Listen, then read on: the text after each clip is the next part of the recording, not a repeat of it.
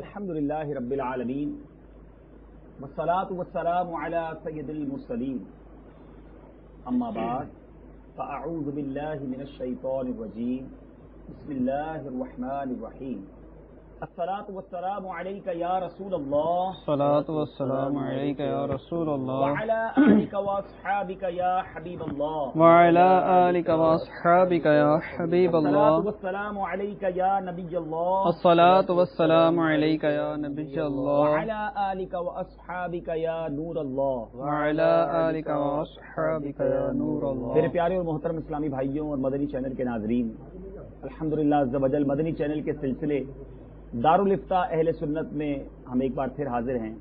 ये सिलसिला जिसमें अल्हम्दुलिल्लाह मुख्तलिफ मौज़ूआत पर हम दारुल इफ्ता के इस्लामी भाइयों से शरई रहनुमाई लेते हैं। इससे पहले कि अपने सिलसिले का आगाज़ करें, हस्बे मामूल दुरूद पाक की फजीलत पर मुश्तमिल एक बड़ी प्यारी हदीस पाक सुनेंगे। काबे के बदरुद्दुजा, तौयबा के शम्सुद्दुहा, दाफ़ाए जुमला बला, शाफ़ाए यौम जज़ा सल्लल्लाहु ताला अलैहि वसल्लम का फरमाने बा कमाल है, जिसने मुझ पर रोजे जुमा 200 बार दुरूद पाक पढ़ा उसके 200 साल के गुनाह मुआफ होंगे। सल्लु अलल हबीब सल्लल्लाहु ताला अला मुहम्मद सल्लल्लाहु अलैहि वसल्लम। प्यारे और मोहतरम इस्लामी भाइयों, अल्हम्दुलिल्लाह पिछले सिलसिले में भी हमने एक बहुत अहम टॉपिक पर, एक बहुत अहम मौजू पर गुफ्तगू की थी और वो मौजू था कुफरिया कलिमात।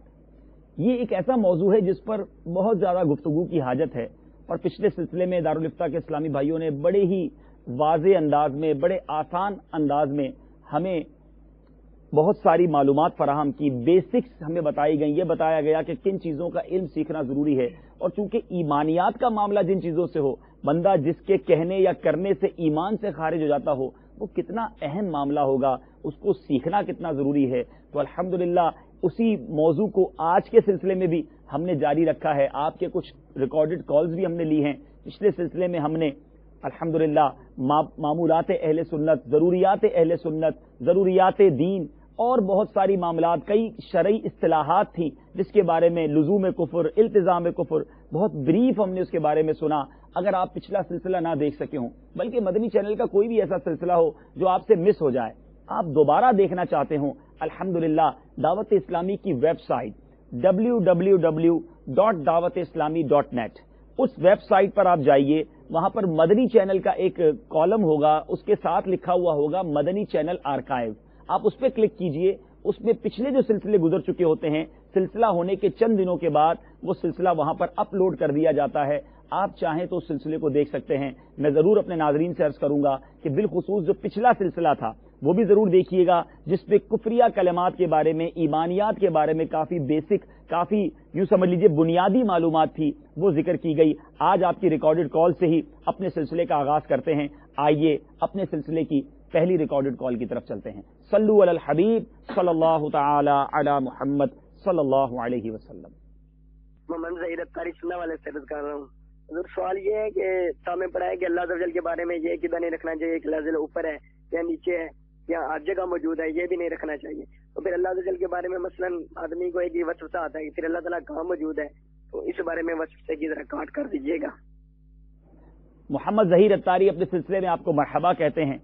हुजूर, सवाल आपने सुना कि क्या अकीदा रखना चाहिए रब ताला के बारे में, ऊपर है, नीचे है, कहाँ मौजूद है, इस तरह का वो जो सवाल था इनका, इस बारे में इरशाद फरमाएं। अल्हम्दुलिल्लाहि रब्बिल आलमीन वस्सलातु वस्सलामु अला सय्यिदिल अंबिया'i वल मुरसलीन अम्मा बअद फ़अऊज़ु बिल्लाहि मिनश शैतानिर रजीम बिस्मिल्लाहिर रहमानिर रहीम। अल्लाह तबारक व तआला मकान और जिहत से पाक है। दरअसल इल्म दीन से दूरी की वजह से और फिल्में और ड्रामे देखने की वजह से लोगों के ज़हन में ये बात पुख्ता हो चुकी है कि अल्लाह तबारक व तआला के लिए कोई मकान है। माअज़ल्लाह बाज़ ये कहते हैं कि अल्लाह ऊपर है, आसमान पर है, अर्श पर है, कुर्सी पर है। और जब उनको ये बात कही जाती है कि अल्लाह तबारक व तआला मकान से पाक है, तो ज़हन में एक बात पुख्ता होने की वजह से उनका ज़हन इस बात को तस्लीम नहीं करता कि अल्लाह तबारक व तआला किस तरह मकान से पाक है। दर हकीकत बात यह है कि अल्लाह तबारक व तआला कदीम है। कदीम से मुराद ये है कि हमेशा से है, یہ اردو والا قدیم نہیں ہے جس کا مطلب پرانا ہوتا ہے. اس قدیم کا مطلب یہ ہے کہ اللہ تبارک و تعالی ہمیشہ سے ہیں. اور اللہ تبارک و تعالی کے علاوہ ہر چیز حادث ہے. حادث سے مراد یہ کہ جس کا وجود پہلے نہ تھا بعد میں ہو. ٹھیک ہے. اب اگر اللہ تبارک و تعالی کے لیے ہم کوئی مکان تسلیم کریں تو یہ ماننا پڑے گا کہ وہ مکان بھی اللہ تبارک و تعالی کی طرح قدیم ہے. یہ باطل ہے. تو اس لیے اللہ تبارک و تعالی قدیم ہے. اللہ تبارک و تعالی کے لیے کسی حادث چیز کا ثبوت، مکان کا ثبوت، اس کو فقہاء کرام نے کفر لکھا ہے. لہٰذا اللہ تبارک و تعالی کے لیے یہ کہنا کہ اللہ تبارک و تعالی کسی مکان میں ہے، جگہ میں ہے، اوپر ہے، نیچے ہے، یہ کہنا کفر ہے. ہاں یوں کہہ سکتے ہیں کہ اللہ تبارک و تعالی کا علم اور اللہ تبارک و تعالی کی قدرت ہر چیز کو محیط ہے. ہر چیز کو محیط ہے.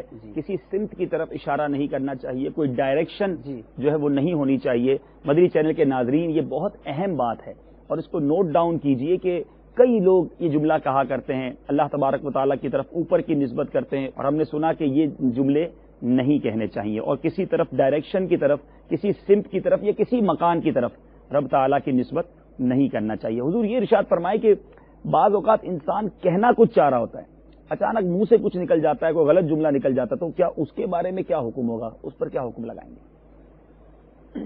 اگر کہنا کچھ چاہ رہا تھا اور منہ سے کچھ اور نکلا، اور یعنی جو کہنا چاہ رہا تھا اس کے علاوہ جو نکلا ہے، اس کے اندر اس پر شرع گرفت ہے، کفر ہے یا گمراہی والا جملہ ہے، یا کسی بھی طرح اس کے منہ سے ایسا جملہ نکل گیا ہے کہ جس پر شرع گرفت بنتی ہے، تو غلطی سے یا انجانے میں اس طرح کا جملہ جو نکلے گا، اس پر کوئی شرعی طور پہ گرفت بھی نہیں ہے. کیونکہ اس نے جو کچھ کہا ہے یہ انجانے میں کہا ہے، اور انجانے میں اگر کسی سے کوئی فعل سرزد ہوتا ہے تو اس پر کوئی شرعی گرفت نہیں ہوگی. تو اس لیے اس طرح بھی کہا تو کوئی شرعی گرفت نہیں ہوگی. صحیح. یعنی اگر انجانے میں نکل جائے، اچانک نکل جائے، تو اس پر یہ بھی ضروری ہے کہ اگر مثال کے طور پر وہ یعنی کلمہ کفر ہی منہ سے نکل گیا، کہنا نہیں چاہ رہا تھا، لیکن مطلب وہ جس کو بولتے ہیں نا سبقت لسانی، وہ سبقت لسانی سے کلمہ کفر نکل گیا.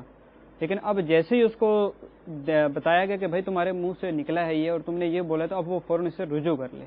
یہ نہیں کہ اب اس پہ اڑی کرے. اگر اڑی کرتا ہے کہ نہیں میں نے درست کیا یا صحیح کہا تھا، اور یہ کیا تھا تو وہ کیا تھا، اب اس پر وہ حکم مطلب گرفت آئے گا. اگر وہ فوراً مان جاتا ہے، اس سے رجوع کر لیتا تو پھر کوئی مسئلہ نہیں. صحیح. اسی طرح یہ ارشاد فرمائے کہ حلال کو حرام یا حرام کو حلال کہنا، یہ کیسا ہے؟ وہ حلال یا وہ حرام کے جس کا ثبوت دلیل قطعی سے ہو، اس میں سے اگر کسی کو وہ حلال کو حرام کہتا ہے یا حرام کو حلال کہتا ہے تو دونوں صورتوں میں اس پر حکم کفر ہوگا. استغفر اللہ.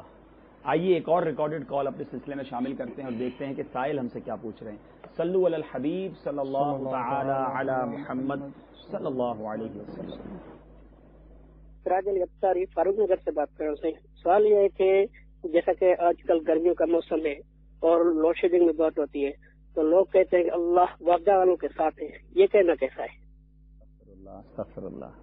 سراج بھائی فاروق نگر سے آپ نے میں فون کیا، اور فاروق نگر آپ کا کہنا یہ بتاتا ہے کہ آپ دعوت اسلامی کے مدنی ماحول سے وابستہ ہیں، کیونکہ یہ لاڑکانہ کو فاروق نگر کہا جاتا ہے، کیونکہ مفتی دعوت اسلامی حضرت مفتی محمد فاروق اتاری رحمۃ اللہ تعالی علیہ فاروق یعنی لاڑکانہ میں پیدا ہوئے. امیر اہل سنت نے اس شہر کو اس نسبت سے فاروق نگر ارشاد فرمایا، اور اب دعوت اسلامی والے اس کو فاروق نگر سے ہی پہچانتے ہیں. امید ہے ہفتہ وار اجتماع میں بھی آپ شرکت کرتے ہوں گے. حضور سوال، لوڈ شیڈنگ تو واقعی ہے، گرمی بھی کافی ہے، لیکن اس طرح کے جملے کہنا وابڈا والوں کے ساتھ معاذ اللہ تعالیٰ ہے. اصل میں اس طرح کے جملوں کا مطلب یہ ہے کہ جو لوگوں کے ذہن میں یہ ہوتا ہے کہ وابڈا والوں نے بجلی کاٹ کر ہمارے اوپر ظلم کیا. صحیح. اب وہ وابڈا والوں کو ظالم سمجھ رہے ہیں اور پھر ساتھ یہ کہہ رہے ہیں کہ اللہ وابڈا والوں کے ساتھ ہے. تو اس کا مطلب یہ ہوا کہنے کا کہ اللہ تبارک و تعالی معاذ اللہ ظلم کرنے والوں کے ساتھ ہے. اور اللہ تبارک و تعالی کی طرف ظلم کی نسبت کرنا یا اللہ تبارک و تعالی کو ظالم کا مددگار یا ظالم کا ساتھی کہنا، یہ اللہ تبارک و تعالی کی شدید توہین ہے. اور ایسا جملہ کفر ہے. یہ صرف وابڈا کے ساتھ ہی خاص نہیں ہے. بعض لوگ جیسے بول دیتے اللہ بدماشوں کے ساتھ ہے معاذ اللہ، یا کوئی ایسا جو ان کے اوپر غالب ہوتا ہے، ڈاکوؤں کے بارے میں کہتے ہیں. تو اس طرح کے جتنے بھی جملے ہیں کہ جس میں سامنے والے کو ظالم سمجھا جاتا ہے اور پھر اللہ تبارک و تعالیٰ کو معاذ اللہ یہ کہہ دیا جاتا ہے کہ ان کے ساتھ ہے، تو ایسے تمام جملے کہنا کفر ہیں. اس لیے ایسے جملوں سے احتیاط کرنی چاہیے کہ کہیں ایسا نہ ہو کہ آپ کے اس جملے سے آپ کا ایمان ہی چلا جائے۔ اللہ اللہ، ایک طرف لوڈ شیڈنگ کی تکلیف، ایک طرف پریشانی، اور پھر ایسے جملے کہہ کر ایمان سے بھی خارج ہو جانا، یہ کتنی بڑی بدبختی ہے۔ اور حضرت کی بات سے ایک اور بات بھی سامنے آ رہی ہے کہ لوگ بعض حکومتیں جو کفاروں کی حکومتیں ہیں، غیر مسلموں کی حکومتیں ہیں، یا غیر مسلم ہیں جن کو دنیا کی نعمتیں ملی ہوئی ہیں، کہتے ہیں دیکھو وہ تو ایک ایمان بھی نہیں لائے اور اللہ تعالیٰ بھی معاذ اللہ ان کے ساتھ ہے، ان کو نوازے جا رہا ہے، ہم میں تکلیف میں ہے۔ ایسے جملے زبان سے بالکل نہیں نکالنے چاہیے جس میں ذات خدا پر اعتراض ہو۔ اور آج ہم نے سنا کہ یہ خاص طور پر جو یہ جملہ تھا اس کے بارے میں فرمایا کہ کفر ہے، اگر کسی نے ایسا کہا تو اسے توبہ کرنی ہوگی، مزید اس کا طریقہ کار کیا ہوگا وہ بھی ہم آپ کو سلسلے کے آخر میں بتائیں گے کہ اگر خدا نخواستہ کوئی شخص دائرہ ایمان سے خارج ہو چکا ہے تو اب اسے کیا کچھ کرنا پڑے گا اور کس انداز سے کرنا پڑے گا۔ حضور یہ ارشاد فرمائیں کہ قطعی کفر کن شرائط کے ساتھ بکا جائے تو بندہ مرتد ہو جاتا ہے؟ مرتد ہونے کے لیے چند شرائط کا ہونا ضروری ہے۔ سب سے پہلی شرائط تو یہ ہے کہ عقل، کہ اگر نہ سمجھ بچہ کوئی جو ہے وہ قطعی کفر بولتا ہے تو اس کے اوپر مرتد کا حکم نہیں ہوگا۔ اور دوسری شرط یہ ہے کہ ہوش میں ہو، اگر نشے میں کفر بکا تو اس کے اوپر حکم کفر نہیں ہوگا اور ایسا شخص مرتد قرار نہیں پائے گا۔ اور مرتد ہونے کی تیسری شرط یہ ہے کہ اختیار سے ہو، اگر کسی نے جبر اور اکراہ کے ذریعے، اور اکراہ یعنی مجبوری کے ذریعے، اور مجبوری بھی ایسی کہ اس کو ایسی دھمکی دی کہ جس میں جان جانے کا خطرہ ہے یقینی، یا عضو تلف کر دے گا اور وہ اس کے کرنے کے اوپر قادر بھی ہے۔ اگر کسی نے جبر اور اکراہ کے ساتھ کسی سے کلمہ کفر بکا اور اس نے زبان سے کلمہ کفر کہا ہے لیکن دل میں اس کا جو ایمان ہے، دل میں جو ایمانی کیفیت ہے اس کے اوپر اس کا اطمینان ہے، تو اس صورت میں حکم کفر نہیں ہوگا۔ تو تیسری جو شرط ہے مرتد ہونے کے لیے وہ یہ ہے کہ اپنے اختیار سے کہے، جبر و اکراہ سے اگر کہا گیا ہے اور زبان سے کہہ دیا اور دل ایمان کے اوپر مطمئن ہے تو پھر اس صورت میں اس کے اوپر حکم کفر نہیں ہوگا اور وہ شخص مرتد نہیں قرار پائے گا۔ اچھا حضور یہ بتائیں کہ کافر، یہ تو لوگ سمجھتے ہیں کہ مسلمان جو نہیں ہے وہ عموماً کافر ہوتا ہے یا ایمان نہیں لائے، مرتد یہ ایک تھوڑی سی نئی ہو سکتا ہے ڈیفینیشن، فرق کیا ہے کافر اور مرتد میں؟ مرتد وہ ہوتا ہے کہ جو دین اسلام میں داخل ہوا اور مسلمان تھا اور مسلمان ہونے کے بعد معاذ اللہ جو ہے وہ دین اسلام سے نکل گیا، کوئی ایسا جملہ کہا ہے کفر قطعی کیا ہے یا ایسا کوئی فعل کی ہے کفر قطعی، تو اب وہ دائرہ اسلام سے خارج ہو گیا۔ تو جو اسلام میں آنے کے بعد دائرہ اسلام سے خارج ہو جائے تو ایسے شخص کو مرتد کہا جاتا ہے۔ اور وہ کافر وہ ہوتا ہے کہ جو شروع سے کفر کے اوپر قائم ہو، ایمان لایا ہی نہ ہو، تو ایسا شخص کافر کہلاتا ہے۔ اللہ اللہ، کتنا بد نصیب ہے وہ شخص جو ایمان کی دولت پانے کے بعد پھر دائرہ اسلام سے باہر چلا جائے اور مرتد ہو جائے، اور یہ بہت سخت ہے۔ میرے پیارے اسلامی بھائیوں اور مدنی چینل کے ناظرین، یاد رکھیے گناہ گار صحیح، بدکار صحیح، مجرم صحیح، لیکن اگر وہ مسلمان ہے تو سرکار علیہ الصلوۃ والسلام کی شفاعت بھی نصیب ہو سکتی ہے، اور بہت سارے انشاءاللہ یوں سمجھ لیں کہ کچھ نہ کچھ اللہ کی رحمت سے امید، اور اگر کچھ نہ ہوا تو بھی کتابوں میں یہی پڑھا کہ اپنے گناہوں کی سزا بھگتنے کے بعد پھر انشاءاللہ وہ جنت میں ہمیشہ ہمیشہ رہے گا۔ لیکن جو بد نصیب ایمان کے بغیر دنیا سے چلا گیا وہ تو ہمیشہ ہمیشہ جہنم میں رہے گا۔ ہمیں اپنے ایمان کی حفاظت کی فکر ہونی چاہیے۔ یہ تمام معلومات ایسی ہیں جو ہمیں آنا چاہیے، کہیں ایسا نہ ہو کوئی جملہ، ہماری کوئی حرکت ہمیں دائرہ اسلام سے کہیں خارج نہ کر دے۔ اللہ تعالی ہم سب کے ایمانوں کی حفاظت فرمائے۔ آئیے ایک اور ریکارڈڈ کال کی طرف چلتے ہیں۔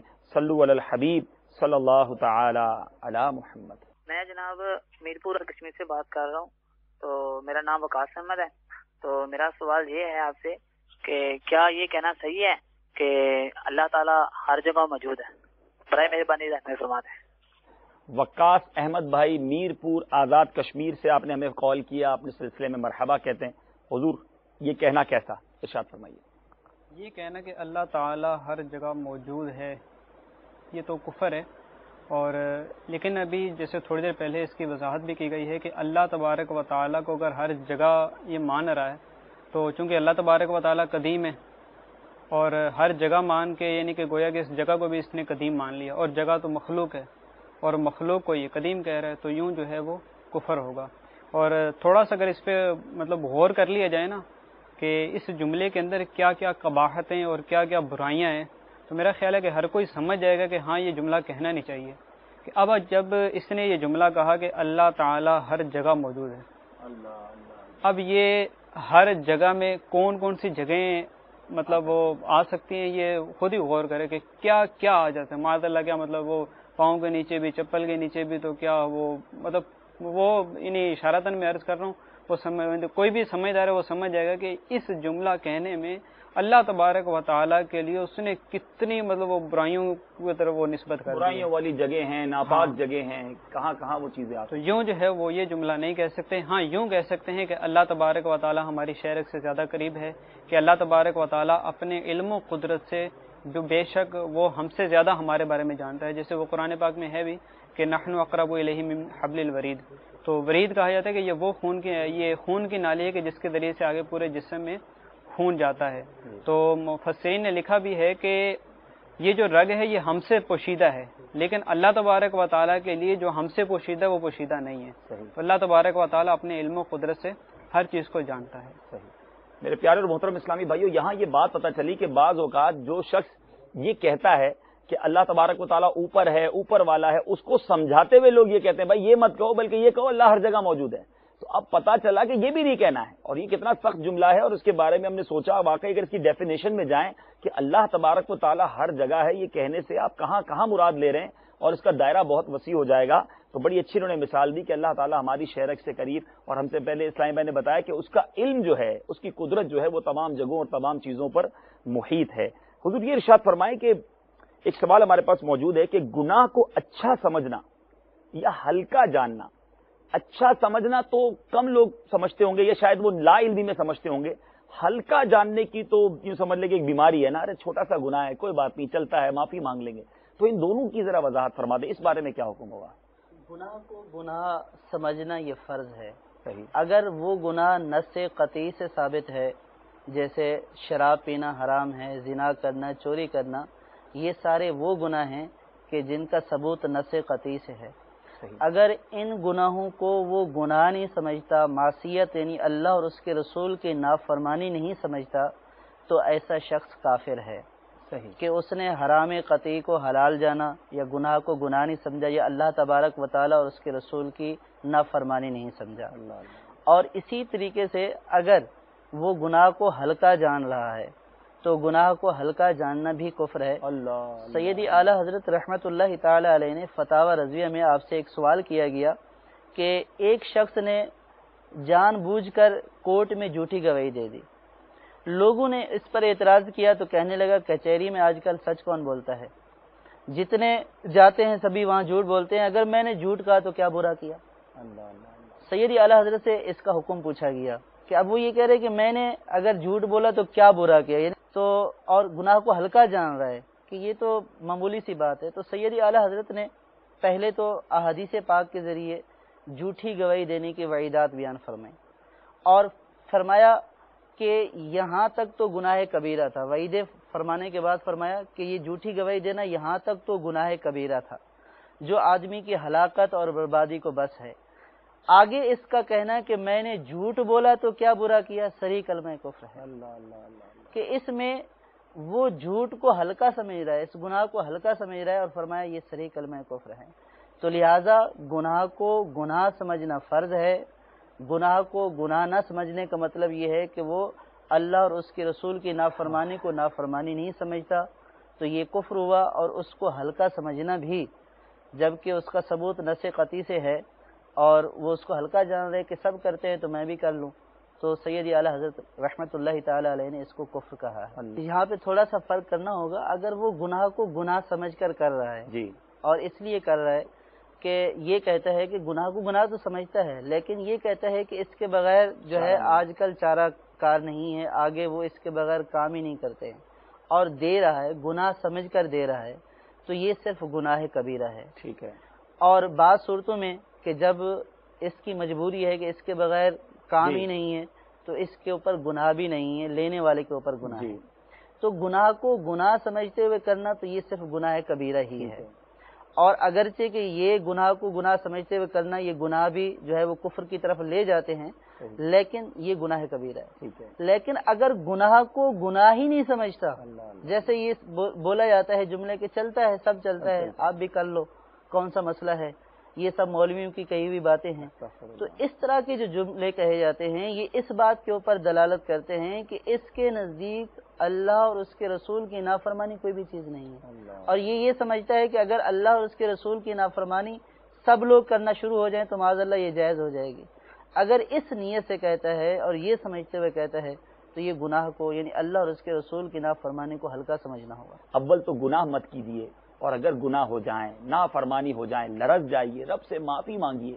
کبھی بھی گناہ کو ہلکا نہیں سمجھنا چاہیے، اور ان بحث میں نہ پڑا کیجیے. مختلف لوگ طرح طرح کی بحث کرتے ہیں کہ جناب آج کے دور میں سب چلتا ہے، یہ حلال ہے، یہ مولویوں کی اڑائی ہوئی باتیں نہیں. جو قرآن و حدیث میں آ گیا، ہم فالوور ہیں، ہم مسلمان ہیں، ہم ماننے والے ہیں، ہمیں اسی کو ماننا ہے جو اللہ نے ارشاد فرمایا، اس کے نبی نے ارشاد فرمایا. آئیے ایک اور ریکارڈڈ کال اپنے سلسلے میں شامل کرتے ہیں. صلو علی الحبیب صلی اللہ تعالی علی محمد صلی اللہ علیہ وسلم.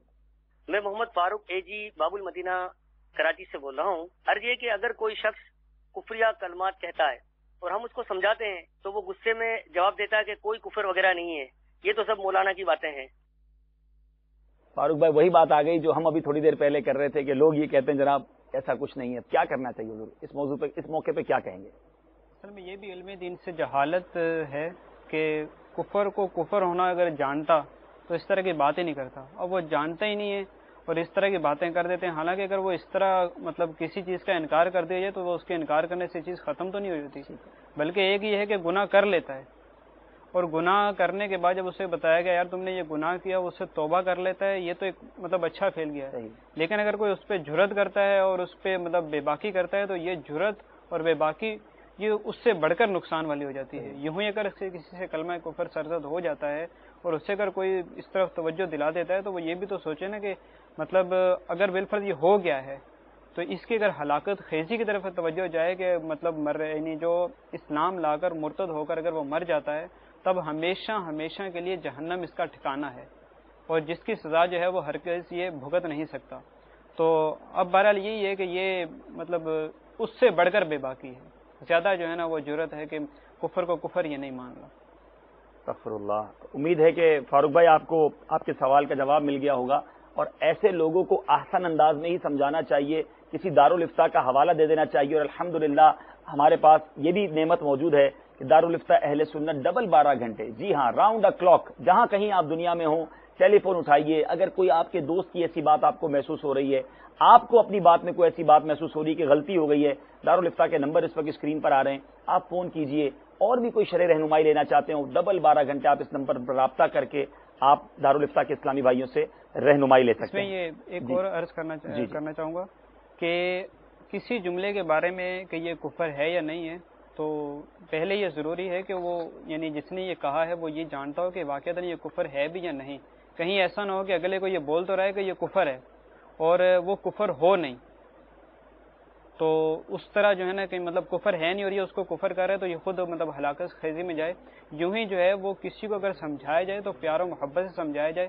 ڈائریکٹ کسی کو غصے میں بول دینا اے تم نے کفر کر لیا ہے، تم کافر ہو گئے اور مرتد ہو گئے، تمہارے سارے اعمال برباد ہو گئے، یہ ہو گئے وہ ہو گیا. اب اس طرح کسی کے ساتھ غصے میں اور سختی سے اگر اس کو اس طرح کرے گا تو وہ ظاہر سی بات ہے کہ مطلب اس کی بھی عزت نفس ہے. اگرچہ اس کو مطلب چاہیے تو یہی کہ چلو ٹھیک ہے کفر والا معاملہ ہے تو اب وہ یہ کر لے، لیکن بہرحال انہیں بھی یعنی جو کسی کو سمجھائے تو انہیں یہ احتیاط کرنی چاہیے کہ انتہائی نرمی، آسانی اور پیار و محبت سے احسن انداز سے اگلے کو سمجھائے کہ یوں کر کے یہ کفر ہے. اگر یہ ڈر ہے کہ میرے سمجھانے سے نہیں سمجھ پائے گا، ابھی جیسے دارالافتاء کا یہ نمبر دکھایا گیا، اس نمبر پر فون کر کے وہاں جو اسلامی بھائی دارالافتاء والے بیٹھے ہوں ان سے بات کروا دیں. انشاءاللہ عز و جل امید ہے کہ وہ جس طرح سمجھائیں گے تو وہ بآسانی اس کو سمجھ بھی جائیں گے. بہت اچھی بات کی انہوں نے. ایسا نہ ہو کہ سلسلہ 2 سلسلے ہو گئے نا ہمارے، ایسا نہ ہو کہ سلسلہ دیکھنے کے بعد اب بیٹا باپ کو کہنے لگے ابو جی آپ نے جو کہا ہے یہ آپ کفر ہو گئے، کفر کہہ دیا آپ نے، ایمان سے فارغ ہو گئے، ماں بیٹی کو کہہ رہی ہے، بیٹی ماں کو کہہ رہی ہے، دوستوں میں یہ سلسلہ شروع ہے. نہیں، ہمارا یہ کام نہیں ہے، یہ کام علماء کا ہے. آپ کو اور آسان کر دیتے ہیں. ایک تو اپنے آپ کو نمبر دے دیا، دوسرا قربان جائیے شیخ طریقت امیر اہل سنت پر. آپ نے بڑا پیارا امت کو ایک تحفہ عطا فرمایا. امیر اہل سنت کے بہت سارے تحفے ہیں، جھولی ہماری تنگ ہے، وہ تو عطا ہی فرماتے رہتے ہیں. یہ اس وقت جو کتاب میرے ہاتھ میں ہے یہ کفریہ کلمات کے بارے میں سوال و جواب، اس ٹاپک پر یہ انسائکلوپیڈیا ہے. اس ٹاپک پر اس طرح اتنے بریف اتنے آسان انداز میں یہ کتاب لکھی گئی ہے کہ آپ پڑھیں گے تو آنکھیں کھل جائیں گی. جی ہاں، ایسے کفریہ اشعار بھی ہوتے ہیں. آج کل گانے سننے کا معاذ اللہ دور ہے، نوجوان گنگناتے رہتے ہیں، یہ نہیں سننے چاہیے. ایسے گانے بھی ہیں جس کے اشعار بھی اس میں لکھے، اور یہ تھوڑے ہی ہیں، اور بھی نہ جانے کتنے گانے ہوں گے، روزانہ نئے گانے آتے ہوں گے. تو ہمیں ان چیزوں سے توبہ کر لینی چاہیے اور اس کو پڑھیں. کسی کے بارے میں آپ فیصلہ نہ کریں کہ اس نے کیا کہا ہے. یہاں ہم ایک دوسرے کو سمجھنے اور سمجھانے بیٹھے ہیں. آپ یہ نہ کیجیے گا کہ سلسلے کے بعد سب کو کہنا شروع کر دیں. خود سمجھ جائیے، اور اگر آپ کسی کو محسوس کرتے ہیں سمجھانا ہے، یہ کتاب پڑھا دیجیے. اس کو دارالفتہ کے اسلامی بھائیوں سے رابطہ کروا دیجیے. انشاءاللہ اللہ نے چاہا اس طرح ایک ایک کی اصلاح ممکن ہو سکے گی. حضور یہاں ایک اور اہم سوال ہے میرے پاس، ختم نبوت کا انکار. کچھ لوگ تو براہ راست انکار کر دیتے ہیں اور کچھ یہ کہتے ہیں کہ سرکار علیہ الصلوۃ والسلام کے بعد بھی اگر کوئی نبی آ جائے تو ختم نبوت پر کوئی فرق نہیں آتا. اس بارے میں کیا ارشاد فرمائیں؟ قرآن پاک کی مشہور آیت ہے ولا کہ رسول اللہ کا خاتم النبیین کے، لیکن یہ اللہ کے رسول ہیں اور تمام نبیوں میں آخری ہیں، خاتم ہیں. اسی طرح ایک حدیث پاک ہے، بخاری شریف کی حدیث پاک ہے، لا نبی بعدی، حدیث متواتر آئی ہے. ٹھیک ہے. تو اب یہ جو آیت ہے اور یہ حدیث ہے، اسی طرح کی اور بہت سی حدیثیں ہیں کہ سرکار صلی اللہ علیہ وسلم آخری نبی ہیں. اور یہ ایسا مسئلہ ہے کہ مطلب اجماع قطعی والا مسئلہ ہے اور اس میں کسی کا بھی اختلاف نہیں ہے. اور جو اس کا انکار کرتا ہے وہ اسلام سے خارج، مرتد اور کافر ہے. تو یوں جو ہے وہ اگر کوئی اس کا انکار کرتا ہے تو وہ اسلام سے خارج ہے. بالکل کلیئر کر دیا آپ نے قرآن پاک کی آیات اور حدیث سے. بالکل اس کے بارے میں کسی قسم کا وسوسہ نہیں ہونا چاہیے، کوئی رتی برابر اس میں تزلزل نہیں ہونا چاہیے. پیارے آقا علیہ الصلوۃ والسلام الحمدللہ آخری نبی. وہ حدیث پاک بھی ہے جو حضرت عمر کے فضائل میں بیان کرتے ہیں، میرے بعد اگر کوئی نبی ہوتا تو وہ عمر ہوتا. تو یہ حدیث بھی بتا رہی ہے کہ سرکار علیہ الصلوۃ والسلام کے بعد کوئی اور نبی نہیں. جی، کہ بعض لوگ یہ کہتے ہیں کہ ہاں نبی تو نہیں ہوگا لیکن امتی نبی ہو سکتا ہے. اچھا. بخاری شریف میں کہ حضرت ابو ہریرہ رضی اللہ تعالی عنہ سے روایت ہے کہ سرکار صلی اللہ تعالی علیہ وسلم کے صاحبزادے ابراہیم کا انتقال ہوا، اس لیے کہ سرکار صلی اللہ تعالی علیہ وسلم کے بعد کوئی نبی نہیں. صحیح. کیونکہ اگر کوئی نبی ہوتا تو وہ ابراہیم ہی ہوتے. صحیح. تو نہ تو کوئی امتی نبی ہو سکتا ہے اور نہ ہی کوئی اوریجنل نبی ہو سکتا ہے. ٹھیک ہے. کہ سرکار صلی اللہ تعالی علیہ وسلم نے فرما دیا لا نبی بعدی. صحیح. اور یہاں پہ یہ جو آپ حدیث پاک بتا رہے تھے کہ اگر میرے بعد کوئی نبی ہوتا تو عمر ہوتا، تو اگر امت میں سے کوئی نبی ہوتا تو پہلے ابراہیم اور پھر سرکار صلی اللہ علیہ وسلم نے حضرت عمر رضی اللہ تعالیٰ عنہ کے بارے میں ارشاد فرمایا. تو نہ تو کوئی امت میں سے نبی ہوگا اور نہ ہی کوئی فی نفس ہی نبی ہوگا. خاتم النبیین کا جو مطلب ہے اس کے اوپر تمام مفسرین کا اجماع ہے کہ خاتم النبیین کا مطلب آخری نبی ہے. اس کے معنی میں کسی قسم کی تبدیلی نہیں کر سکتے. مفسرین کرام نے جو اجماعی معنی ہمیں دیا ہے اسی معنی کے اوپر سب کا اتفاق ہے. سرکار صلی اللہ تعالی علیہ وسلم کے زمانے سے لے کر آج کے دور تک.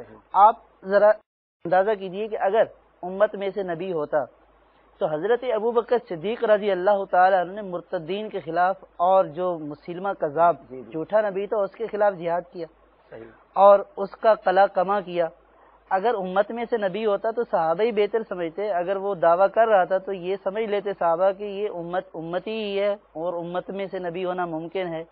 تو مسلمہ کذاب کو جھوٹا کہنا، اس کی سرکوبی کرنا اور اس کو واصل با جہنم کرنا، یہ اس بات کی دلیل ہے کہ صحابہ میں سے بھی ہر ایک صحابی جانتا تھا کہ سرکار صلی اللہ تعالی علیہ وسلم کے بعد کوئی نبی نہیں ہے، نہ امت میں سے اور نہ ہی فی نفسی کوئی نبی ہو سکتا ہے. حضور یہاں یہ وسوسہ بھی ڈالا جاتا ہے یا سوچ سکتا ہے کوئی، ہو سکتا ہے مدنی چینل کے ناظرین کے ذہن میں سوال آ جائے کہ ٹھیک ہے کوئی اور نبی نہیں آئے گا لیکن حضرت عیسیٰ علیہ الصلوۃ والسلام کا آنا تو ہے، وہ پھر کیا ہوگا؟ حضرت عیسیٰ علیہ السلام سرکار صلی اللہ تعالی علیہ وسلم کے امتی ہو کر تشریف لائیں گے اور سرکار صلی اللہ تعالی علیہ وسلم کے دین ہی کی تبلیغ فرمائیں گے اور سرکار صلی اللہ تعالی علیہ وسلم کے جو احکامات ہیں دین کے انہی کو پہلائیں گے. کیونکہ سرکار صلی اللہ تعالی علیہ وسلم کی آمد کے بعد تمام شریعتیں منسوخ ہو چکی ہیں.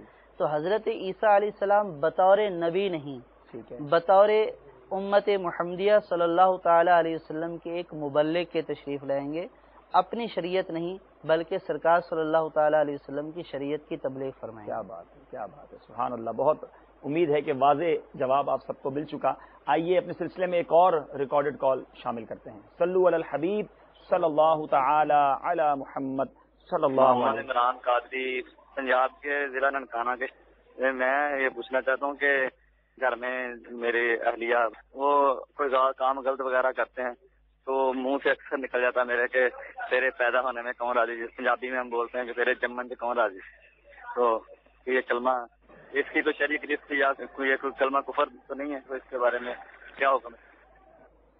عمران بھائی ننکانہ پنجاب سے آپ نے فون کیا. عمران قادری بھی آپ نے کہا تو غوث پاک کے مرید بھی ہیں، اپنے سلسلے میں آپ کو مرحبا کہتے ہیں. عمران بھائی ایک بات سوال کا جواب لینے سے پہلے عرض کروں گا کہ گھر جو ہوتا ہے نا وہ ایک محبت اور پیار کا گہوارہ ہونا چاہیے. ٹھیک ہے کہ انسان کو کوئی بات بری لگ جاتی ہے، لیکن کمال یہی ہے کہ انسان صبر کرے، محبت کے ساتھ پیش آئے.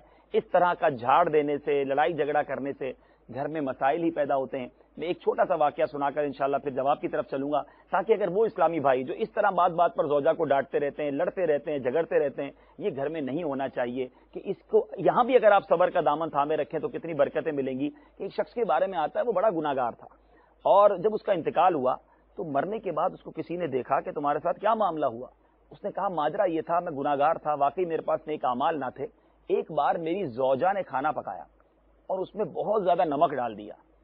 بہت غصہ آیا، جی چاہ کے اٹھا کے پلیٹ منہ پہ مار دوں. ہو سکتا ہے اس وقت مدنی چینل کے ناظرین میں سے بھی کوئی ایسے ہوں جو کھانا اس طرح اٹھا کے پھینک دیا کرتے ہوں، بہت غصے میں آتے ہوں، ہاتھ بھی اٹھا لیتے ہیں. یہ کہاں کی مردانگی ہے کہ عورت پہ ہاتھ اٹھایا جائے. تو اس نے کہا میرا بڑا جی چاہ کے اٹھا کے پلیٹ منہ پہ مار دوں. پھر میں نے غور کیا، آج میری بیوی نے غلطی کی ہے، مجھے سزا دینے کا جی چاہ رہا ہے. میں بھی تو اپنے رب کی صبح و شام غلطیاں کرتا ہوں، اس کی نافرمانی کرتا ہوں، وہ بھی تو مجھے سزا نہیں دیتا. میں نے یہ سوچا، اپنی زوجہ کو کچھ نہ کہا، اسے معاف کر دیا. مجھے مرنے کے بعد بتایا گیا کہ اس دن جو تم نے میری بندی کو معاف کیا تھا، میں تو سب سے بڑا معاف کرنے والا ہوں، جا میں نے تجھے معاف فرما دیا. اس کو معافی کا پروانہ مل گیا. تو اے وہ اسلامی بھائی جو بالخصوص شادی شدہ ہیں، اپنی زوجہ پر اس طرح ظلم اور غصے والا معاملہ نہ رکھیں، محبت سے پیش آئیں. عمران بھائی آپ کے سوال کی طرف جی حضور کیا ارشاد فرماتے ہیں؟ ان کا جو سوال ہے اس میں بظاہر تو کوئی ایسا کفریہ پہلو نظر نہیں آ رہا. ٹھیک ہے، کہ تیرے جمن چ کون راضی کا مطلب یہ ہے کہ آپ کے پیدا ہونے میں کون راضی. مطلب یہ ہے کہ اس وقت کہا جاتا ہے کہ جب کوئی بچہ شرارتی ہوتا ہے یا کچھ سے قصور ہو جاتا ہے تو یہ کہا جاتا ہے کہ جب پیدا ہوا تو کسی کو خوشی نہیں ہوئی تھی. تو سمجھ تو یہی آ رہا ہے کہ اس کا ظاہری مفہوم یہی ہے کہ آپ کے پیدا ہوتے وقت بھی کوئی خوش نہیں تھا اور اب بھی آپ نے جو ہے نا کسی کو خوش نہیں کیا ہوا. اس میں کفریہ پہلو تو نہیں ہے، لیکن وہ پہلو جس کی طرف آپ نے پہلے نشاندہی کر دی کہ اس میں مسلمان کی دل آزاری پائی جا رہی ہے. اس کے ماں باپ سے پوچھیں کتنے راضی ہوئے تھے اور جب یہ پیدا ہوئی. اور وہ یہ اب ظاہر ہے کہ اب یہ اس کو بولے گا کہ آپ کے پیدا ہونے پہ کوئی راضی نہیں ہے تو وہی بولے گی کہ آپ کے پیدا ہونے پہ کون راضی تھا. صحیح ہے. تو یہ مسلمان کی دل آزاری ہے، اور اس طرح کی دل آزاری ہر مسلمان کے لیے ناجائز و حرام ہے، چاہے وہ بچوں کی امی ہو چاہے کوئی مسلمان ہو. لیکن بچوں کی امی کے حوالے سے جیسا آپ نے بیان کر دیا کہ یہ تو گھر کا بندہ ہے جس سے 24 گھنٹے جو ہے وہ گزر بسر ہے. اگر اس کے ساتھ اس طرح کے جملے اور اس طرح کے کلمات تکلیف اور ایذا پہنچانے والے کہیں گے تو ظاہر ہے کہ پھر گھر خوشیوں کا گہوارہ نہیں بنے گا بلکہ لڑائی جھگڑوں کا گہوارہ بنے گا. امیر اہل سنت نے گھر میں مدنی ماحول بنانے کے لیے 15 مدنی پھول عطا فرمائے ہیں. مدنی انعامات میں بھی یہ ہمارا ایک سوال بھی ہے کہ کیا آپ نے اپنے گھر میں 15 مدنی پھولوں کے مطابق عمل کیا؟ اگر ان 15 مدنی پھولوں کے مطابق عمل کر لیا جائے گھر امن کا گہوارہ بن سکتا ہے. مدنی انعامات پر عمل کرنے کی بھی نیت کر لیجئے، اور یہ سختی اور یہ ظلم کی جو بات ہے یہ نہیں ہونی چاہیے. آئیے ایک اور سوال ہمارے پاس ہے. حضور یہ ارشاد فرمائیں، علم دین اور علماء کی توہین آج کل معاشرے میں وہی آپ جو ہم بات چیت تھوڑی دیر پہلے کر رہے تھے کہ مولانا کی اڑائی ہوئی باتیں ہیں، ارے یہ علماء ہمیں پتہ ہے کیسے ہوتے ہیں. اب وہ جناب ہو سکتا ہے کہ کچھ لوگوں کی غلطیاں ہوں گی، کچھ مولانا صاحب کو انہوں نے ایسا دیکھ لیا ہوگا، کسی داڑھی والے کو انہوں نے ایسا کرتے دیکھ لیا ہوگا، لیکن براہ راست علم کی توہین، علماء کی توہین اگر کوئی کرتا ہے اس کے بارے میں کیا حکم ہے؟ اگر کوئی مطلقاً علماء کے بارے میں مطلقاً علماء کی توہین کرتا ہے تو یہ تو خالص کفر ہے. استغفر اللہ. اور اگر کوئی کسی خاص عالم کے بارے میں خاص عالم کی توہین کرتا ہے تو اس کی صورتیں ہیں. صحیح. اگر اس کی توہین اس کے علم دین کی وجہ سے کر رہا ہے صحیح، تو یہ کفر ہے. ٹھیک ہے. اور اگر اس کی توہین یا اس کو گالی دینا یا اس کی تحقیر کسی دنیاوی جھگڑے کی وجہ سے ہے، اس کا اور اس کا کوئی دنیاوی جھگڑا ہے، یہ اس دنیاوی جھگڑے کی وجہ سے اس کی تحقیر کر رہا ہے، اہانت کر رہا ہے، تو ایسا شخص گناہ گار ہے. اور اگر بلا یعنی کہ سخت گناہ گار ہے، کبیرہ گناہ ہے، اور اگر بلا وجہ کسی خاص عالم کی توہین کر رہا ہے تو ایسا شخص کو سید اعلی حضرت فرماتے ہیں کہ مریض القلب خبیث الباطن ہے اور اس کے برے خاتمے کا خوف ہے. کیونکہ علماء کی شان عرفہ و اعلیٰ ہے. احادیث پاک میں علماء کی جو شان بیان کی گئی ہے اور علماء کے جو ہلکا جاننے والے کو، حق کو ہلکا جاننے والے کو منافق فرمایا گیا. فرمایا کہ علماء کو ہلکا نہ جانے گا مگر منافق. اور دوسری حدیث پاک میں ہے کہ ان کے حق کو ہلکا نہ سمجھے گا مگر کھلا منافق. اور ایک اور حدیث پاک میں کہ جو ہمارے عالم کا حق نہ پہچانے وہ میری امت میں سے نہیں ہے. اللہ اللہ. تو یہ تو چاہے وہ عالم دین بعمل ہو چاہے وہ عالم دین بے عمل ہو، اگر بے عمل عالم دین کی بھی بوجہ علم دین توہین کرتا ہے تو اس کو کفر فرمایا ہے. سیدی اعلی حضرت فرماتے ہیں کہ اگر عالم دین بعمل ہے تو وہ چاند ہے اور وہ جو ہے وہ تمہیں ٹھنڈک پہنچاتا ہے، تمہیں فیض پہنچاتا ہے. اور اگر عالم دین بے عمل ہے تو وہ چراغ ہے، شمع ہے کہ جو خود جلتا ہے لیکن پھر بھی تمہیں فیض پہنچاتا ہے. تو اس لیے عالم دین چاہے بعمل ہو چاہے بے عمل ہو، اگر اس کے علم دین کی وجہ سے توہین کریں گے تو یہ کفر قرار پائے. کیا مثال دی اعلیٰ حضرت نے، سبحان اللہ. فائدہ ضرور پہنچتا ہے عالم دین سے، اس کی توہین نہیں کرنی چاہیے. اب یہ کہنا کہ بچے کو، جب کوئی بچہ نماز پڑھنے چلا جاتا ہے، اجتماع میں جاتا ہے، قافلے میں جاتا ہے، کیا مولوی بنو گے، کیا کرو گے، تم برباد ہو جاؤ گے مولوی بن کے، یعنی علم کی توہین، علماء کی توہین کا ذہن بہت پایا جاتا ہے. یہ بالکل نہیں کرنی چاہیے. اور اگر کسی سے ایسا ہوا ہے اس کو توبہ بھی کرنی چاہیے. ایک اور ریکارڈڈ کال اپنے سلسلے میں شامل کرتے ہیں. صلو علی الحبیب صلی اللہ تعالی علی محمد. شیخ خان محمد اتاری، باب المدینہ، کراچی، فردوس کالونی. میرا سوال دارالفتہ اہل سنت میں یہ ہے کہ جیسے اگر مرد کفریہ کلمات بک دیتا ہے تو نکاح جو ہے وہ فاسد ہو جاتا ہے، ٹوٹ جاتا ہے. تو اگر اسی طرح اس مرد کی بیوی کوئی جملہ کفر بک دے تو کیا اس سے نکاح پہ فرق پڑے گا؟ مرد تو کفریہ کلمہ کہے تو ہم کہتے ہیں نکاح دوبارہ کریں. عورت کے لیے کیا حکم ہوگا؟ اگر کوئی عورت کلمہ کفریہ بک دیتی ہے، سری کفر وہ بک دیتی ہے، تو اس صورت میں وہ نکاح سے نہیں نکلتی.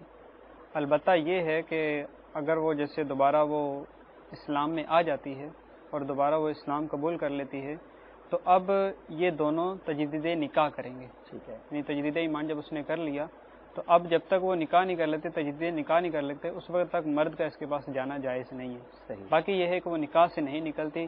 یعنی ایسا نہیں ہے کہ وہ چاہے کہ میں یہ مجھے بہت تنگ کرتا ہے، میں کلمہ کفر بکتی ہوں اور اس کے نکاح سے نکل جاؤں گی اور کسی دوسرے مرد سے نکاح کر لوں گی، تو یہ دوسرے مرد سے نکاح نہیں کر سکتی. یہ سابقہ اسی شوہر پر مجبور کی جائے گی اور اسی سے اس کا دوبارہ نکاح پڑھایا جائے گا. اور یہ اگر صحن ہو کہ میں کلمہ کفر کہہ دیتی ہوں تو یہ کتنی دیدہ دلیری ہے. وہ تو تھوڑی دیر کے لیے بھی اپنے ایمان سے خارج ہونے پر اطمینان ہونا. وہ تو فقہ کرام نے لکھا ہے نا کہ اگر کوئی 100 سال کے بعد یہ دین بناتا ہے کہ میں 100 سال کے بعد کافر ہو جاؤں گا، تو وہ جیسے اس نے یہ دین بنایا نا کہ میں کافر ہو جاؤں گا تو فوراً کافر ہو گیا.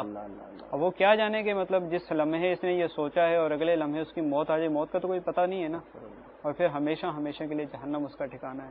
یہ تو کبھی خواب میں بھی نہیں سوچنا چاہیے. مبالغہ کر رہا ہوں کہ میں ایمان سے خارج ہوں گا، بلکہ ہر وقت خواب میں بھی یہی تمنا ہو، حقیقت میں بھی یہی ہو. بس کہتے ہیں نا عزم ہو کہ اپنے ایمان کو سلامت لے کر قبر میں جانا ہے. غوث پاک کا مجھے وہ قول یاد آ رہا ہے، سیدی غوث اعظم رضی اللہ تعالیٰ عنہ فرماتے ہیں، لوگ کہتے ہیں آج عید کا دن ہے، آج عید کا دن ہے. عبد القادر کی عید کا دن وہ ہوگا جب اپنا ایمان سلامت لے کر وہ قبر میں چلا جائے گا. تو واقعی خوش نصیب ہوتے ہیں وہ لوگ جو ایمان سلامت لے کر قبر میں جاتے ہیں. کبھی اس بارے میں سوچنا بھی نہیں چاہیے بلکہ دعائیں کرتے رہنا چاہیے کہ اللہ تعالیٰ ہمارے ایمان کو سلامت رکھے. وقت ہمارا آخری اختتام کی طرف جا رہا ہے. میں 2 سوال چاہوں گا کہ اس میں کم پورے کیے جائیں. ایک ریکارڈڈ کال لے لیتے ہیں اور حضور پھر آخر میں آپ سے تجدید ایمان اور نکاح کے بارے میں سنیں گے کہ اگر خدا نہ خواستہ کسی کے ساتھ ایسا ہو جائے تو وہ کیا کرے. لیکن پہلے آئیے ایک ریکارڈڈ کال، آخری ریکارڈڈ کال شامل کر لیتے ہیں. صلو علی الحبیب صلی اللہ تعالی علی محمد. فاروق رضا رنشلن سے بات کر رہا ہوں. کسی نے مشکلات سے تنگ آ کر یہ کہہ دیا اگر واقعی اللہ عز و جل ہوتا تو غریبوں کا ساتھ دیتا، مجبوروں کا سہارا ہوتا. کیا یہ کہنا کفریات میں ہے؟ فاروق رضا بھائی آپ کو اپنے سلسلے میں مرحبا کہتے ہیں. فیضان مدینہ ہفتہ وار اجتماع میں شرکت کی آپ کو دعوت بھی دیتے ہیں. آپ تو باب المدینہ کے اسلام بھائی، امید رکھتے ہیں آپ تشریف لاتے ہوں گے. حضور سوال آپ نے سنا، ارشاد فرمائیے. سائل یہ کہہ رہے کہ کیا یہ کفریات میں سے ہے؟ یہ کفریات میں سے اس کے ہونے میں کوئی شک نہیں ہے. یہ واضح اور صاف طور پر کفر ہے. اللہ اللہ اللہ. کیونکہ اس کا یہ کہنا کہ اگر اللہ تعالیٰ ہوتا تو گویا معاذ اللہ یہ اللہ تبارک و تعالیٰ کے وجود ہی کا انکار کر رہا ہے. یہ کہہ رہا ہے کہ اگر اللہ ہوتا تو مدد کرتا، تو گویا اس کے نزدیک اللہ کا وجود ہی نہیں ہے. اور اللہ تبارک و تعالیٰ کے وجود کا انکار کرنا یہ واضح اور صریح کفر ہے. اور یہاں پہ ایک بات یاد رکھنی چاہیے کہ اس طرح کے جملے عام طور پر مشکلات اور پریشانیوں میں کہے جاتے ہیں. یہ بندے کی ایک فطرت ہے کہ جب آسانیاں ہوتی ہیں تو پھر تو یہ کہ اللہ کا کرم ہے، اللہ نے بہت دیا ہوا ہے، اس وقت جو ہے وہ جو خوش نصیب ہوتا ہے وہ شکر کرتا ہے. لیکن جہاں کہیں بھی تھوڑی سی پکڑ آ جائے، تھوڑی سی آزمائش آ جائے، تھوڑی سی تکلیف آ جائے، معاذ اللہ وہاں پہ اس طرح کے کفریہ کلمات بولے جاتے ہیں اور اللہ تبارک و تعالیٰ کے وجود تک کا انکار کر دیا جاتا ہے. تو لہٰذا چاہے آسائش ہو، آسانیاں ہوں، چاہے تنگی ہو، ہر حال میں اللہ تبارک و تعالیٰ کا شکر ادا کرنا چاہیے کہ تکلیف بھی مومن کے لیے یہ ایک بہت بڑے اجر کا جو ہے وہ باعث ہے. حدیث پاک کا مفہوم ہے کہ مومن کو کوئی رنج، کوئی تکلیف، کوئی غم، یہاں تک کہ اگر اس کو کانٹا بھی چبھتا ہے تو اللہ تبارک و تعالیٰ اس کے بدلے میں اس کے اجر و ثواب میں زیادتی فرماتا ہے. تو مسلمان کے لیے تکلیف بھی باعث راحت ہے، اس کی آخرت کی بہتری کا سبب ہے. تو یہ تکلیف آج ہے، آزمائش ہے، آج ہے چلی جائے گی، کل چلی جائے گی. ان مع العسر یسرا، کہ ہر تنگی کے ساتھ دو آسانیاں ہیں. یہ بھی اللہ نے قرآن پاک میں ارشاد فرمایا. تو جب ہر تنگی کے ساتھ دو آسانیاں ہیں تو تنگی کو صبر و شکر کے ساتھ برداشت کرنا چاہیے. اور اس طرح کے جملے معاذ اللہ تبارک و تعالیٰ کے بارے میں اس طرح کے جملے تو اپنے ذہن میں لانے ہی نہیں چاہیے، سوچنا بھی نہیں چاہیے کہ کہیں ایسا نہ ہو کہ تنگ دستی، فقر و فاقہ تو دنیا میں ملا ہی ملا، اور اگر ایمان ضائع ہو گیا، ایمان بھی برباد ہو گیا تو دنیا بھی خراب اور آخرت بھی خراب. اللہ تبارک و تعالیٰ ہمیں اپنی زبان کو کنٹرول میں رکھنے کی توفیق عطا فرمائے. آمین آمین آمین. بہت اچھی آپ نے وضاحت ارشاد فرمائی. کچھ منٹ باقی ہیں تو میں چاہتا ہوں ایک ریکارڈڈ کال اور آخری شاید باقی ہے، ہمارے اسلامی بھائی نے ریکارڈ کروائی ہے، آئیے وہ بھی اپنے سلسلے میں شامل کر لیتے ہیں. صلو علی الحبیب صلی اللہ تعالی علی محمد صلی اللہ علیہ وسلم. محمد صفوان فتانی، بابری چوک. بعض اوقات یہ ہوتا ہے عموماً جب لڑائی جھگڑے ہوتے ہیں نا تو سامنے والا لڑنے والے کو کہتا ہے کہ تجھ سے خدا بھی نہیں پہنچ سکتا. تو اس قسم کے جملات لڑائی جھگڑوں میں یا استعمال کرنے سے کفر کی کون سی حد اس شخص پہ لگے گی؟ اللہ غنی. وہی بات ہو گئی حضور کے سختی کے وقت اور پریشانیوں کے وقت ایسے جملے نکلتے ہیں. کیا کہیں گے اس بارے میں؟ ایسے جملے اول تو کہنے نہیں چاہیے کہ تجھ سے خدا بھی نہیں پہنچ سکتا. تو اس سے خدا بھی نہیں پوچھ سکتا تو معاذ اللہ یہ خدا تبارک و تعالیٰ کو یہاں پہ عاجز قرار دیا ہے. اللہ تبارک و تعالیٰ قادر مطلق ہے. اللہ تبارک و تعالیٰ کے لیے عجز کا ثبوت یہ کفر ہے. تو اگر اللہ تبارک و تعالیٰ کے لیے عجز کا ثبوت کیا جائے یا اللہ تبارک و تعالیٰ کو قادر نہ مانا جائے تو یہ کفر ہے. اس طرح کے جملے کے تو مجھ سے نہیں پوچھ سکتا تو اس سے خدا بھی نہیں پوچھ سکتا، تو گویا اللہ تبارک و تعالیٰ کو یہ عاجز مان رہا ہے اور اس کو معاذ اللہ تبارک و تعالیٰ کے اوپر قادر مان رہا ہے. تو یہ کفر ہے اور صریح کفر ہے، اس لیے اس سے توبہ ضروری ہے. صفوان بھائی یہاں ایک بات غور کرنے والی ہے، یعنی یہ جملہ جس نے بھی کہا ہوگا وہ سامنے والے سے پریشان ہوگا کہ میں تجھ سے نہیں پہنچ سکتا. بہت اس نے تنگ بھی کیا ہوگا. تنگ اس نے کیا، اب غلط جملہ کہہ کے دائرہ اسلام سے یہ خارج ہو رہا ہے. سوچنے کی بات یہ ہے کہ پریشان ہمیں سامنے والا کر رہا ہے مگر ہم اپنی زبان کے ذریعے اپنے اوپر اتنا بڑا بار اٹھا لیتے ہیں. تو احتیاط کی جائے، پریشانی آئے، تکلیف آئے، زبان پر قابو رکھا جائے. حضور اب یہ باتیں تو کافی ہوئی اور بہت سارے سوالات آپ کے ذہن میں اب بھی پیدا ہو رہے ہوں گے، بلکہ شاید کئی اسلام چاہ رہے ہوں گے کہ اگر یہ کہہ دیا تو کیا ہوگا، یہ سن لیا تو کیا ہوگا، اس طرح گنگنا دیا تو کیا ہوگا. ایک تو میں نے آپ کو دعوت دی کہ یہ کتاب کفریہ کلمات کے بارے میں سوال جواب. یہ ہماری ہو سکتا ہے دنیا میں اس وقت جہاں اسلام میں دیکھ رہے ہو قریبی کوئی مکتبۃ المدینہ نہ ہو تو دعوت اسلامی کی ویب سائٹ www.dawatislami.net پر یہ کتاب موجود ہے. اس ویب سائٹ سے بھی یہ کتاب آپ پڑھ سکتے ہیں, ڈاؤن لوڈ بھی کر سکتے ہیں, پرنٹ بھی کر سکتے ہیں. اور اس کے ساتھ ساتھ میرے پیارے اسلامی بھائیوں, اب اگر کسی کی زبان سے ایسے جملے نکل گئے ہیں اور اللہ نہ کرے وہ دائرہ اسلام سے خارج ہوا, تو اب ہم اپنے اسلام میں سے آخر میں یہ پوچھیں گے کہ تجدید ایمان یعنی ایمان اگر دوبارہ اس کو لانا ہے اور تجدید نکاح اگر وہ شادی شدہ ہے تو اس کا کوئی آسان طریقہ بتا دیا جائے. جی حضور. جو کفر بقا ہے اور اس کو وہ کفر بھی تسلیم کرتا ہے اور دل میں اس کفر سے نفرت اور بیزاری کا اظہار کرے, اولاً یہ کہ اس کو کفر سمجھے جو اس نے بقا ہے, اور پھر آخر میں جب اس کو یہ احساس ہو جائے کہ اس نے کفر بقا ہے تو اس کفر سے نفرت اور بیزاری کا اظہار کرے اور آئندہ نہ, اور پھر توبہ کرے کہ یا اللہ مجھ سے یہ کفریہ کلمہ سرزد ہو چکا, میں اس سے بیزار ہوں, میں اس سے توبہ کرتا ہوں اور میں وعدہ کرتا ہوں کہ آئندہ اس طرح کے کلمات کہنے سے بچتا رہوں گا اور لا الہ الا اللہ محمد رسول اللہ یہ کہے انشاءاللہ عزوجل. یہ تجدید ایمان ہے. تجدید نکاح کا کیا طریقہ؟ تجدید نکاح کا طریقہ یہ ہے کہ اگر شادی شدہ تھا تو بعض کفریات ایسے ہوتے ہیں کہ جن سے نکاح بھی ٹوٹ جاتا ہے, تو اس کے لیے طریقہ یہ ہے کہ 2 گواہوں کی موجودگی میں, وہ گواہ عاقل بالغ ہوں چاہے گھر کے فرد ہی کیوں نہ ہوں, جیسے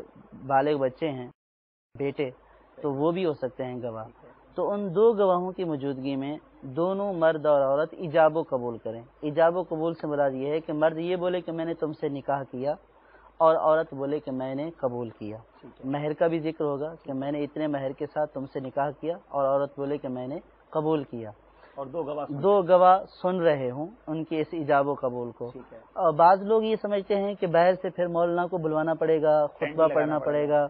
خطبہ پڑھنا سنت ہے, وہ خود بھی پڑھ سکتا ہے, اگر وہاں پہ کوئی موجود ہے پڑھنے والا وہ بھی پڑھ سکتا ہے. تو 2 گواہوں کا ہونا ضروری ہے. وہ 2 گواہ یا تو مرد ہوں یا ایک مرد اور 2 عورتیں عاقل بالغ اور ان کے کلام کو سن رہے ہوں اور یہ ایجاب و قبول کریں تو یہ تجدید نکاح ہو جائے گا. بہت آسان طریقے سے ہمیں بتایا گیا. خدا نہ خواستہ کوئی ایسا جملہ نکل جائے تو اس کی تشہیر کی حاجت نہیں ہے, اناؤنسمنٹ کی ضرورت نہیں ہے, کوئی دوبارہ آپ کو انویٹیشنز نہیں دینے پڑیں گے نکاح کرنے کے لیے. اپنے ہی گھر میں 2 مرد گواہ موجود ہوں, بالغ ہوں, اگر آپ کے بڑے بچے وہی ہوں اور میاں بیوی آپس میں مہر کی رقم کا تذکرہ کرنے کے ساتھ ایجاب و قبول کر لیں تو یہ نکاح ہو سکتا ہے. اس کو بھی سمجھنا چاہتے ہوں آپ کے پاس فون نمبر ہے 12 گھنٹے دارالفتہ اہل سنت کے اسلامی بھائیوں سے رابطہ کیجئے. بعض اوقات یہ بھی شکایت آتی ہے, اور ظاہر ہے الحمدللہ مدنی چینل دیکھا ہی اتنے بڑے پیمانے پہ جاتا ہے کہ کال بہت بیزی ہوتی ہے. اگر آپ کے پاس انٹرنیٹ ہے, ای میل پر بھی آپ ہم سے سوال کر سکتے ہیں darulifta@dawatislami.net darulifta@dawatislami.net پر بھی آپ ہم سے سوال کیجئے. انشاءاللہ دارالفتہ کے اسلام پہ بذریعہ ای میل آپ کو جواب ارشاد فرمائیں گے. آپ ہمارے سلسلے سے متعلق اپنی کوئی رائے دینا چاہتے ہوں, اپنا مشورہ دینا چاہتے ہوں, اپنے اس سلسلے کے حوالے سے کوئی کمنٹس دینا چاہتے ہوں تو انشاءاللہ اب آپ کو ای میل ایڈریس دکھایا جائے گا feedback@madanichannel.tv. نہ صرف اس سلسلے بلکہ مدنی چینل کے بارے میں کوئی مشورہ دینا چاہتے ہوں ہم سے اس ای میل ایڈریس پر رابطہ کر سکتے ہیں. میرے پیارے اسلامی بھائیوں, آج کے اس پورے موضوع پر اگر ایک تھورلی نظر ڈالیں, ایک یوں سمجھ لیجئے کہ غور کریں تو سمجھ یہ آتا ہے کہ یہ تمام باتیں علم سے حاصل ہوتی ہیں. علم دین ہو تو بندہ ان برائیوں سے بچ سکتا ہے, علم دین ہو تو گناہوں کے دلدل بلکہ کفر کی وادیوں میں گرنے سے بچ سکتا ہے. علم کیسے حاصل کیا جائے؟ دعوت اسلامی کے مدنی قافلے, اجتماعات یہ علم دین سیکھنے کا بہترین ذریعہ ہیں. اور اس کے ساتھ ساتھ علم کی روشنی کو مزید پھیلانے کے لیے دعوت اسلامی نے جامعۃ المدینہ بنائے ہیں. پاکستان کے ساتھ ساتھ ہندوستان, ساؤتھ افریقہ, انگلینڈ کے اندر بھی دعوت اسلامی کے جامعات موجود ہیں. انشاءاللہ یہ علوم آپ کے گھر میں مزید آپ کے گھر کو منور کریں گے. اپنے سلسلے کا اختتام کرتا ہوں, آخر میں کچھ ارشاد فرمانا چاہ رہے ہیں. ابھی جو تجدید ایمان اور تجدید نکاح کا وہ انہوں نے فرمایا بتایا, تو اس میں یہ تو بتایا گیا اگر وہ اپنے گھر میں ہے اور زوجہ وہیں پر موجود ہیں تو یہ اس طرح کر لے. اب بعض اوقات ایسا ہوتا ہے کہ یہ کسی دوسرے شہر میں یا کسی دوسرے ملک میں ہے, اب اس سے کفریہ کلمہ سرزد ہو گیا تو اب یہ کیا کرے؟ ٹھیک ہے, تو اس میں ایک بہت آسان طریقہ ہے, اگر یہ اپنا لیں تو انشاءاللہ یہ کہیں بھی ہوں, کسی بھی جگہ ہوں, یہ تجدید نکاح کر سکتے ہیں. سبحان اللہ. اس کا یہ کریں کہ یہ اپنی زوجہ کو یہ بول دیں کہ تم مجھے اپنے نکاح کا وکیل مطلق بنا دو, ٹھیک ہے, کہ میں جب چاہوں, جس وقت چاہوں, جتنے مہر میں چاہوں تم سے میں نکاح کر دوں, ٹھیک ہے, تم مجھے اس کا وکیل بنا دو. ٹھیک ہے. اب جب اس نے اس کو وکیل بنا دیا, اب یہ دنیا کے کسی بھی کونے میں ہے، دو مرد مسلمانوں کے سامنے یا ایک مرد اور دو عورتوں کے سامنے اگر یہ بول لیتا ہے کہ جیسے عائشہ بنت زید بن بکر، وہ بہتر ہے کہ دادا کے بنا، میں نے 2600 روپے مہر کے عوض عائشہ بنت زید بن بکر سے نکاح کیا، اس کا نکاح ہو گیا، دوبارہ نکاح ہو گیا، تجدید نکاح ہو گیا، گھر والوں سے دور بھی ہے تو نکاح ہو سکتا ہے۔ یہ بڑا اچھا کہ آپ نے بتایا، میں اوورسیز کے جو ہمارے ناظرین ہوں گے، شاید فیملیاں دور ہوں، کبھی زندگی میں ایسا جملہ بک دیا ہو، تو بڑا اچھا ہمیں طریقہ بتا دیا گیا۔ امید ہے آپ نے اس کو بھی نوٹ کر لیا ہوگا۔ اللہ تبارک و تعالی ہم سب کو شرعی تقاضوں کے مطابق زندگی گزارنے کی توفیق عطا فرمائے۔ صلو علی الحبیب صلی اللہ تعالی علی محمد صلی اللہ علیہ وسلم۔